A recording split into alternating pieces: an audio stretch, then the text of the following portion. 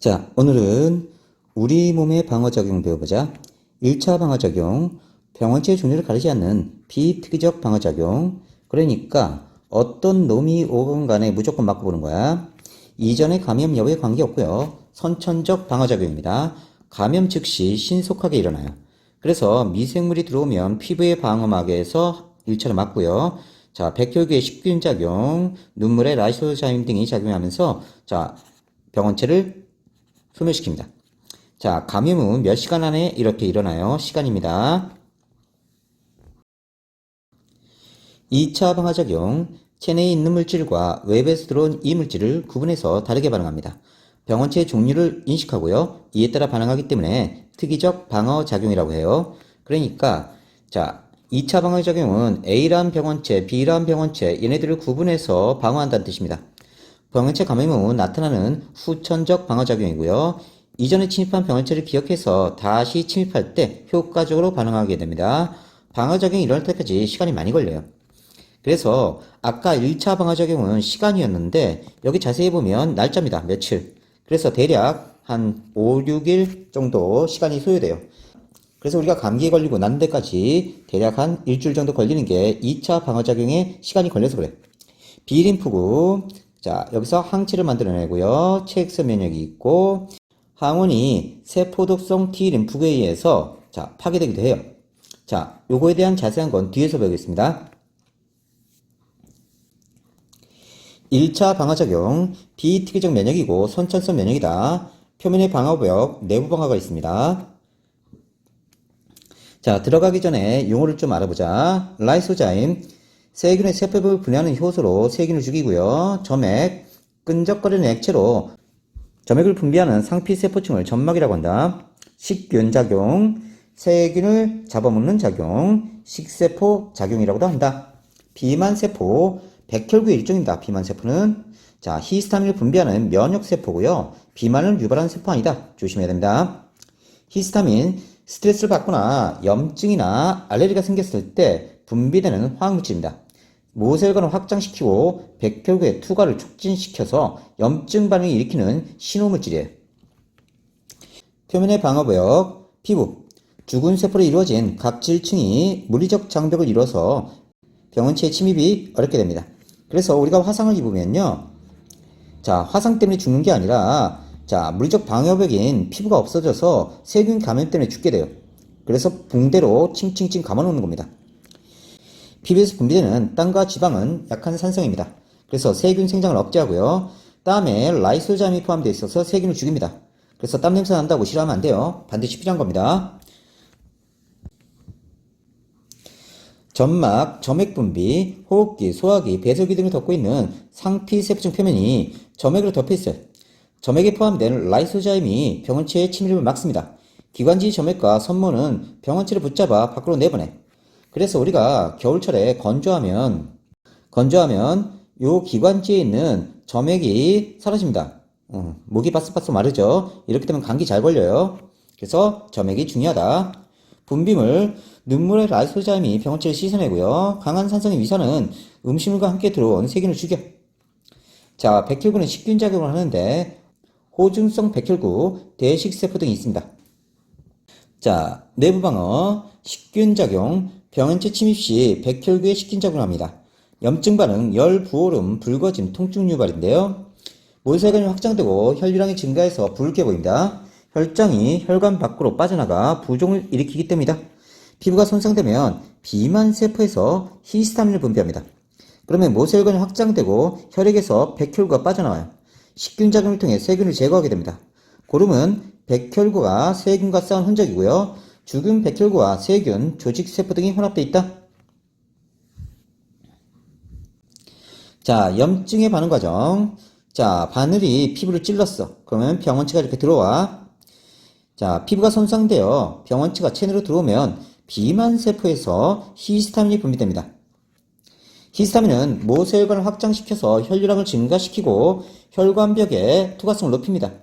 백혈구가 상처 부위로 빠르게 모여요. 그래서 이렇게 빨갛게 부어오르는 겁니다. 식균작용, 상처 부위에 모인 백혈구가 식균작용으로 병원체를 제거한다. 그 밖에 1차 방어, 항균 단백질, 병원체에 달라붙어 백혈구가 병원체를 쉽게 파괴하도록 돕거나 백혈구를 감염 부위로 유도하여 병원체를 잡아먹게 한다.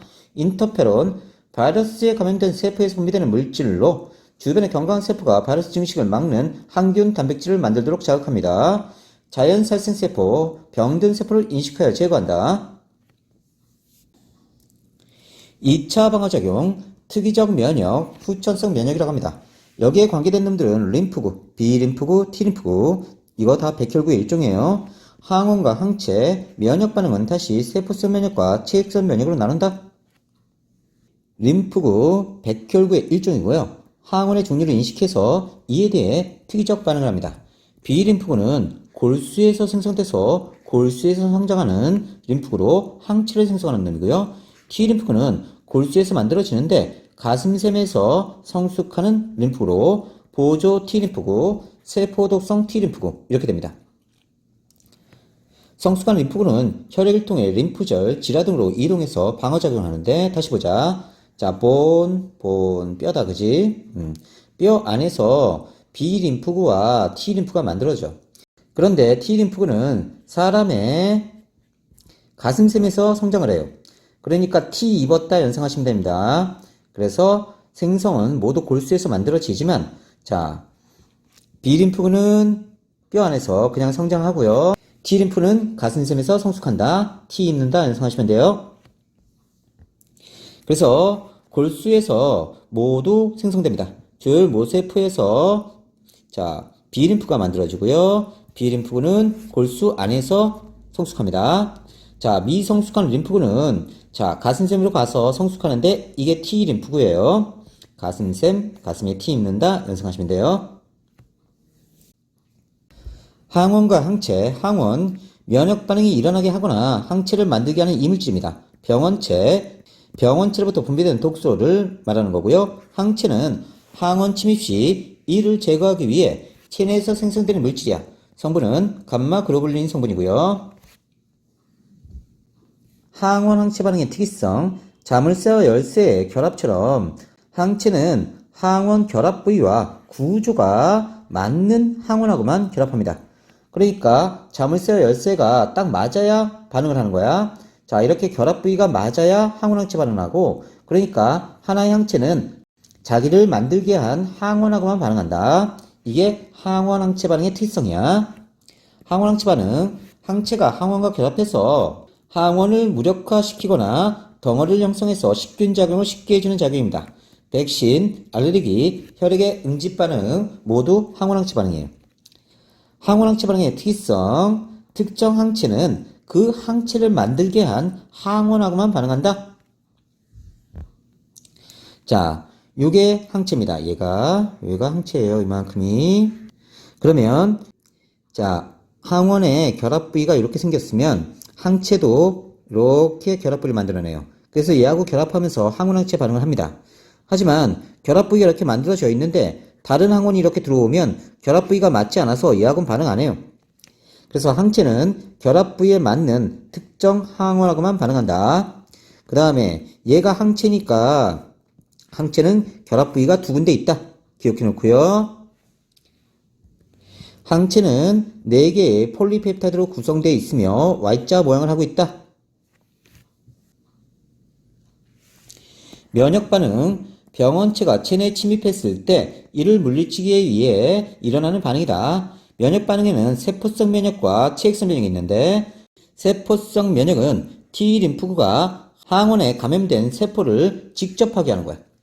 체액성 면역은 B림프구가 항체를 만들어 체액으로 내보내 항원을 제거합니다.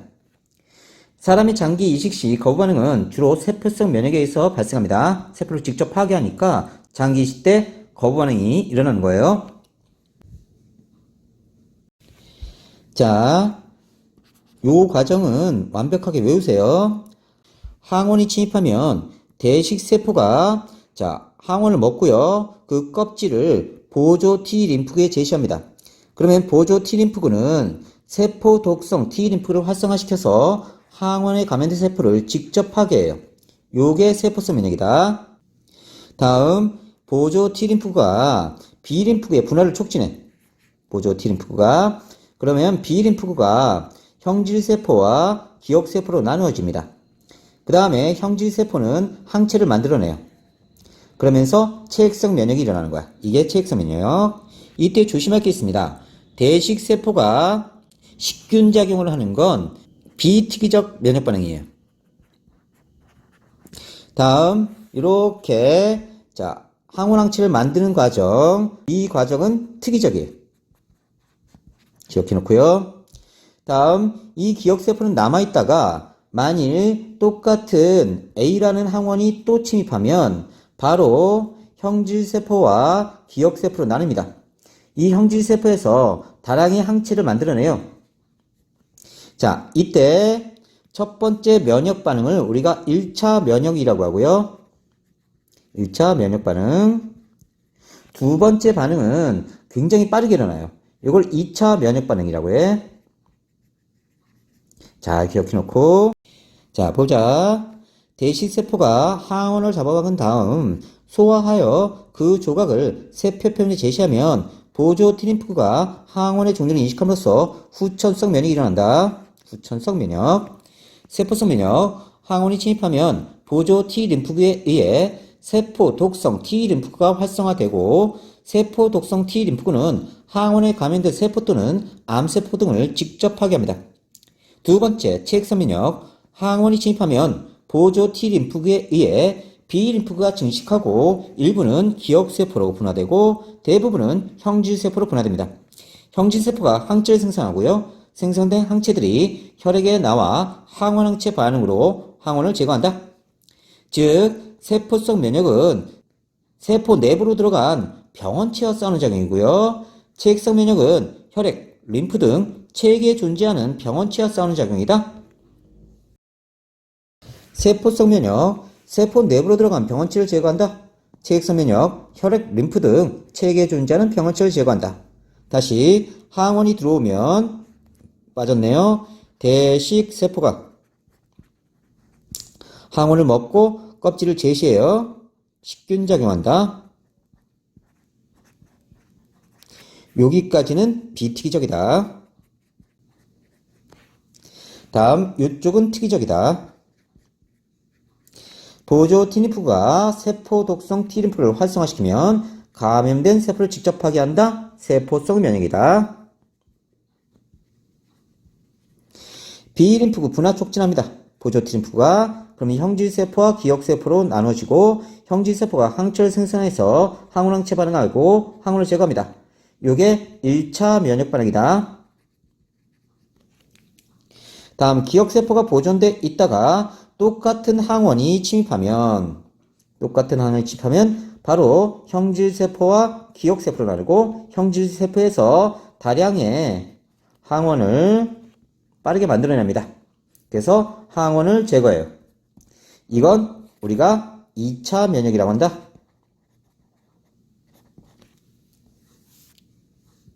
1차 면역 반응과 2차 면역 반응. 1차 면역 반응은 처음 침입한 항원의 경우 특정 B림프가 항원의 종류를 인식하고 형질세포로 분화 증식하고 항체를 생성해서 항원을 제거합니다. 항체를 만들기까지 시간이 많이 걸려요. 소량의 항체를 느리게 생성한다. 2차 면역 반응. 1차 면역 반응에서 증식된 B림프구 중 일부가 기억세포로 남아있어. 다시 같은 종류의 항원 침입 시 바로 증식하고요. 더 많은 형질세포로 분화합니다. 따라서 신속하게 다량의 항체를 생성해요. 2차 면역 반응이 일어나는 원인은 1차 면역 반응 때 생성된 항체가 그대로 남아있어서가 아니라 기억해. 기억세포가 남아있어서 그렇다. 1차 방어작용과 2차 방어작용, 1차 면역 반응과 2차 면역 반응을 헷갈리지 말아야 됩니다. 자, 그러면 다시 정리해보자. 1차 방어와 2차 방어로 나눈다. 1차 방어는 비특이적, 선천적으로 가지고 태어나는 거고요. 표면 방어와 내부 방어가 있다. 표면 방어는 피부, 점막, 분비물, 내부 방어는 식균작용, 염증 반응이 있고요. 2차 반응은 특이적. 자, A란 것과 B란 것, 항원들을 구별한다. 후천적으로 만들어진다. 림프구가 관여하고요. 림프구에는 B림프구, T림프구가 있고 항원 항체 반응을 하죠. 면역 반응입니다. 면역 반응에 다시 세포성 면역과 체액성 면역이 있고요. 자, 2차 방어에서 보면요. 대식세포가 항원을 먹고 그 껍질을 보조 T 림프구에 제시하면 보조 T 림프구가 세포 독성 T 림프구를 활성화시키고 이 세포 독성 T 림프구가 감염된 세포를 파괴해버립니다. 이걸 우리가 세포성 면역이라고 한다. 세포성, 기억해놔. 보조 T 림프구가 B 림프구의 분할 촉진해서 B 림프구가 형질세포와 기억세포로 나뉩니다. 자, 그리고 형질세포에서 항체를 만들어서 체액에 있는 항원을 제거하죠. 항원을 제거합니다. 자, 그 다음 기억세포는 남아있고요. 이걸 우리가 체액성 면역이라고 한다. 체액성 면역. 자, 그때 요 과정이 1차 면역이에요. 만일 똑같은 항원이 침입하면 다시 남아있던 기억세포가 바로 형질세포와 기억세포로 빠르게 나눠지면서 다량의 항체를 만들어냅니다. 이게 2차 면역이에요. 자, 그러니까 크게 우리는 1차 방어와 2차 방어로 나뉘고 2차 방어에 1차 면역과 2차 면역이 있는 거야. 그 다음 조심할 건 2차 방어에서 대식세포가 항원을 먹는 요 과정, 요거는 1차 방어에 비특이적이다. 자, 이렇게 정리해 주시면 돼요. 잘 암기하세요. 자, 다시 되돌아와서 1차 방어, 2차 방어. 1차 방어는 자, 비특이적이라고 그랬다. 무조건 맞고 본다. 피부, 점막, 그 다음 분비물, 그 다음 내부 방어에서 식균작용, 염증, 반응, 요게 다 1차 방어야. 다음 2차 방어는 특이적 반응이다. 특이적 후천성 면역. 후천성 면역이 여기에 해당된다. 그래서 항원 항체 반응. 항원 항체 반응이 여기에 해당된다. 기억해놔. 2차 방어에 다시 1차 면역하고 그 다음에 2차 면역이 있는 거야. 조심해야 돼. 1차 방어, 2차 방어. 2차 방어에 해당되는 게 1차 면역, 2차 면역이 있는 거야. 다시 보자. 1차 면역 반응. B 림프가 기억세포와 형질세포로 분화합니다. 기억세포는 남아있고요. 형질세포는 항체를 만들고요. 항원 항체 반응으로 항원을 제거하면서 체액성 면역을 이룬다. 자, 남아있다가 똑같은 항원이 침입하면 다시 기억세포와 형질세포로 분화하는데 형질세포가 굉장히 빠르게 분화합니다. 그래서 빠르게 항원항체 반응으로 병원체를 제거한다. 오른쪽 그림은 항원 A가 침입하고 일정 시간이 지난 후 다시 항원 A와 항원 B가 침입했을 때 항체 농도의 변화를 나타내는 것이다. 7일 정도 지났을 때 항원 침입 후 7일 정도 지났을 때 항체가 만들어진 거 보이죠? 이때 기억세포가 만들어져 있어요. 그러면 다시 항원 A가 침입하면 빠르게 요 기억세포가 형질세포와 기억세포로 분화하고 이 형질세포에서 다량의 항체를 많이 만들어냅니다. 그래서 병이 조금 걸리거나 거의 나타나지 않습니다. 이게 2차 면역, 1차 면역, 2차 면역. 자, 그런데 항원 B는 전에 들어온 적이 없어요. 그러면 다시 1차 면역이 시작됩니다. 그 다음에 항원 B가 또 들어오면 2차 면역이 빠르게 일어나겠죠? 항원 A의 1차 침입 시 항체 농도, 항체가 생성되기까지 잠복기가 있고 항체 생성 속도가 느리며 생성량도 적어요. 대부분 병을 앓게 된다. 그래서 감기 걸리면 7일 정도 앓는 거예요. 항원 A의 2차 침입 시 항체 농도, 잠복기가 거의 없으며 항체 생성 속도가 빠르고 생성량도 많아요. 이것은 항원 A의 1차 침입 때 림프구의 일부가 기억세포로 남아있다가 항원 A가 2차 침입했을 때 보다 많은 형질세포로 빠르게 증식되어 많은 양의 항체를 생성했기 때문이다. 침입한 항원을 빠르게 제거해서 병에 걸리지 않습니다. 28일 이후 항체 A와 항체 B의 농도가 다르게 나타나는 이유는 항체 A는 항원 A에 대해서 반응하지만 항원 B에 대해서는 반응하지 않아요. 그래서 항원 항체 반응의 특이성에 따라서 항원 A에 대한 항체는 항원 B에 작용하지 않습니다. 따라서 항원 B는 항원 A와 함께 침입했더라도 별도로 1차 변화 반응이 일어나게 된다. 백신 접종. 백신, 병원체를 병한 후 독성을 약화시켜 만든 거야. 백신 접종의 원리, 병에 걸리기 전 백신을 주사하면 체내에 항체가 형성되고요. 그러면서 기억세포가 형성됩니다. 이 기억세포가 남아있다가 실제 병원체 침입 시 2차 면역 반응에 의해 빠르게 병원체가 제거되는 거야. 자, 그러면서 병에 걸리지 않게 됩니다. 면역 관련 질병, 알레르기, 대부분 사람에게 문제를 일으키지 않는 물질에 대해 면역계가 과민하게 반응해서 두드러기, 가려움, 콧물 등 불필요한 면역 반응이 나타나는 현상이야. 아토피성 피부염, 기관지 천식, 알레르기성 비염 등이고요. 유발물질, 꽃가루, 먼지, 곰팡이, 진먼지, 진드기, 일부 음식과 약물입니다. 다음, 항히스타민제는 히스타민이 조직의 수용체에 결합하는 것을 막아서 알레르기 증상을 완화시킨다. 다시 보자. 알레르기 항원이 침입합니다. B림프가 항체를 생성하고요. 항체가 비만세포에 결합해. 다음, 알레르기 항원이 비만세포에 항체와 결합합니다. 히스타민을 방출하여 알레르기를 유발해요. 다음, 후천성 면역결핍 증후군 에이즈. 원인은 사람의 면역결핍 바이러스 HIV가 체내로 침입하여 보조 T림프를 파괴해. 그래서 면역 능력을 상실하게 됩니다. 증상, 감염 초기에는 인체의 면역작용으로 대부분의 HIV가 제거되어 별다른 증상은 없지만 점차 HIV에 의해 T림프가 파괴돼서 면역 능력을 상실하게 돼. 따라서 독성이 약한 세균이나 곰팡이 감염에 의해서도 생명을 잃게 된다. 그러니까 HIV가 우리한테 직접 피해를 주는 게 아니라 보조 T림프를 파괴해. 보조 T림프가 있어야 B림프구의 분화도 되고 세포 독성 T림프구도 활성화시키는데 얘가 파괴되니까 얘도 활성화되지 못하고 B림프구도 활성화되지 못하니까 B림프구 분화가 안 돼. 그럼 항체를 만들지 못하지, 그지? 항체가 없게 되기 때문에 약한 감기가 걸려도 죽게 되는 거예요. 자가면역 질환, 면역계가 자기 몸을 구성하는 조직이나 세포를 공격해서 발생하는 질환이야. 제1형 당뇨병, 인슐린 의존성 당뇨병인데요. 자, 이자의 랑게르 한섬의 베타세포를 공격해가지고 인슐린이 더 이상 분비되지 않는 거야.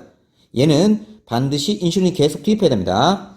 류마티성 관절염, 자, 관절을 이루고 있는 부위를, 자, 이렇게 관절이 있는데 이 부분을 자기 스스로 공격하는 거야.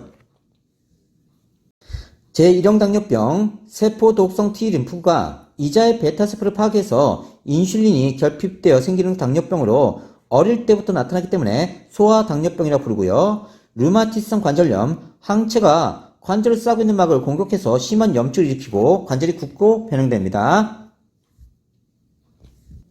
다시 보자.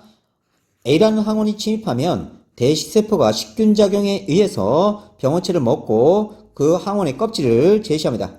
여기까지는 뭐라고요? 그렇죠. 1차 방어. 비특이적. 무조건 먹고 본다. 다음 이쪽은요 2차 방어입니다. 2차 방어고 특이적. 항원의 종류를 인식한다. 자, 그러면 보조 T림프가 자 활성화되면서 B림프구의 분할을 촉진하면 B림프구는 다시 형질세포와 기억세포로 나누고요. 형질세포에서 자 항체를 소량 생성하게 됩니다. 그러면서 대략 7일 정도 지날 때까지 계속 항체가 증가해요. 다음 똑같은 항원 A가 침입했어. 그러면 남아있던 기억세포가 빠르게 형질세포와 기억세포로 분화됩니다. 굉장히 다량의 항체를 만들어낼 수 있어요. 그래서 다량의 항체를 빠르게 만들어내면서 2차 면역이 일어납니다. 그러니까 2차 방어 중에 2차 면역, 2차 방어 중에 1차 면역이에요. 하지만 항원 B가 침입했어. 그러면 얘는 다시 1차 면역 반응부터 시작하고요. 대략 7일 정도 소량의 항체가 만들어진다. 자, 다시 항원 B가 침입하면요. 2차 면역 반응이 빠르게 일어날 겁니다. 잘 기억해 놓으세요. 혈액의 응집 반응과 혈액형, 혈액의 응집 반응, 적혈구막에 응집원이 있습니다. 그러면 적혈구가 있으면 여기 응집원이 있는 거예요. 요게 항원입니다. 혈장에 응집소가 있어. 얘가 항체가 들어있는 거야. 그러니까 혈장 성분에는 응집소가 있다. 응집이란 건 적혈구가 한데 모여 엉기는 현상으로 항원 항체 반응의 일종이다. 기억해. 항원 항체 반응의 일종이 응집 반응이다. 특정 응집소가 특정 응집원하고만 반응하는 이유, 응집소마다 응집원의 결합 부위의 구조가 다르기 때문에 이 부위에 결합할 수 있는 구조를 가진 응집원이 응집소와 반응한다. 응집원은 특정 응집소와 항원항체 반응을 해서 서로 엉기는 응집 반응이 일어납니다. 이걸로 혈액형을 판정해요. A보식 혈액형 적혈구 막에 있는 응집원, 항원의 종류에 따라 A형, B형, AB형, O형 이렇게 구분한다. 다시 응집원은 어디에 있다? 그치. 적혈구, 혈구에 있다. 응집소는 어디에 있다? 그치. 혈장에 있다. A형은 응집원 A를 가진 거고요. 적혈구막에. B형은 B, AB형은 AB 모두 가졌고요. O형은 응집원이 없습니다. 응집소 혈장에 있는 건데요. 자, A형은 베타를 가지고 있고요. B형은 알파를 가지고 있고 AB형은 응집소가 없습니다. O형은 응집소 알파 베타 다 가지고 있어. 자, 그래서 A는 알파와 만나면 응집합니다. 응집원 B는 베타와 만나면 응집해요. 자, 그럼 무슨 일이 벌어지느냐? 우리가 수혈할 때는 응집원을 넣어주는 거야. 수혈할 때는. 그러면 AB형을 수혈해주면, 자, 넣어주면, 그러면 A하고 알파가 응집돼요. 그럼 죽어. 여기 넣어줘도 B하고 베타가 응집됩니다. 죽어. 여기 넣어줘도 알파 베타 응집합니다. 죽어. 그래서 AB형은 누구한테 수혈도 못해요. 아무한테 수혈 못해. 반면에 O형은, 자, 수혈할 때 혈구를 한다고 했죠? O형은 여기 넣어줘도 응집반응 안 일어나고, 응집반응 안 일어나고, 응집반응 안 일어나고. 그러니까, 자, O형은 누구한테나 다 수혈할 수 있습니다. 다시 기억하자. B하고 베타 응집반응한다. A하고 알파 응집반응한다. 자, 그래서 베타를 우리가 뭐라고 하냐면 항비혈청이라고 해요. 혈청은 혈장을 얘기하는 거다. 혈장에서 뽑아낸 성분이다. 자, 알파를 우리가 항A 혈청이라고 해요. 혈청. 그냥 혈장과 동일하게 생각하면 됩니다. 혈액형 판정. 응집원 A와 응집소 알파는 응집합니다. 응집원 B와 응집소 베타는 응집 반응해요. 자, 어떤 혈액인지 모르는데 항 A 혈청, 그러니까 응집소 알파를 넣어주면 응집 반응이 일어나면 응집원 A가 있는 거고, 자, 어떤 혈액인지 모르는데 항 B 혈청을 넣어줬다, 응집소 베타를 넣어줬다, 그러면 응집 반응이 일어나면 응집원 B가 있는 겁니다. 항 A 혈청과 반응하면 A형, 항 B 혈청만 반응하면 B형, 자, 항 A, 항 B 모두 반응하면 AB형, 모두 반응 없으면 O형이다. 자, 다시 수혈 관계, 같은 혈액형끼리 하는 것이 원칙이고요. 그러나 소량의 수혈일 경우 혈액형을 주는 쪽의 응집원과, 자, 수혈은 혈구를 넣어주는 거야. 그러니까 응집원 체크하는 거고, 수혈을 받는 쪽에 응집소 사이에 응집 반응이 없으면 수혈 가능해. 자, 항 A 혈청, 응집소 알파죠. A에 넣어주면 응집 반응합니다. 자, B에 넣으면 응집 반응 일어나지 않아요. 다음 AB형이 넣으면 A 응집원이 있기 때문에 응집 반응합니다. 자, 얘는 응집원이 없기 때문에 응집 반응하지 않아요. 항 B 혈청, 자, 응집소 베타를 넣어준 거야. 그러면 A에 넣어주면 응집 반응하지 않고요. B에 넣어주면 응집 반응합니다. AB형은 모두 응집 반응하네요. O형은 응집 반응하지 않는다. 그래서 같은 혈액형끼리는 왔다 갔다 가능해요. 수혈 가능합니다. 그런데 AB형은 누구한테도 줄 수가 없어요. 다 응집 반응하기 때문에. O형은 다 줄 수 있습니다. 아주 착한 사람이에요. 그 다음에 A형은 AB형한테 줄 수 있고요. B형도 줄 수가 있습니다.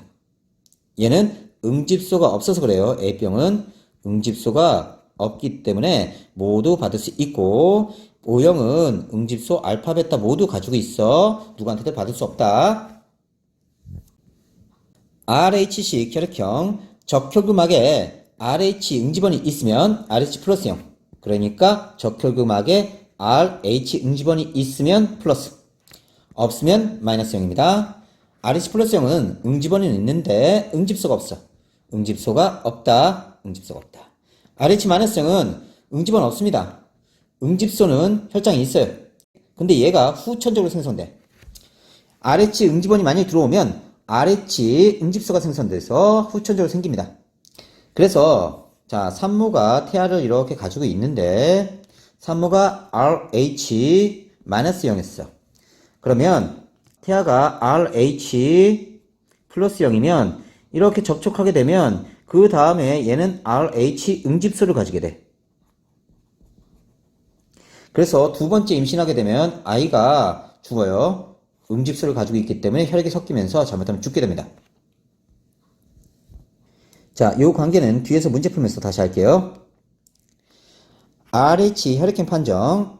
자, 항 RH 혈청을 혈액에 넣었을 때 응집 반응이 있으면 RH 플러스 0, 없으면 RH 마이너스 0. 자, RH 마이너스는 RH 플러스에 수혈 가능한데 RH 플러스는 마이너스에 수혈 불가능합니다. 그래서 RH 마이너스 0은 RH 마이너스 0하고만 수혈할 수 있어요.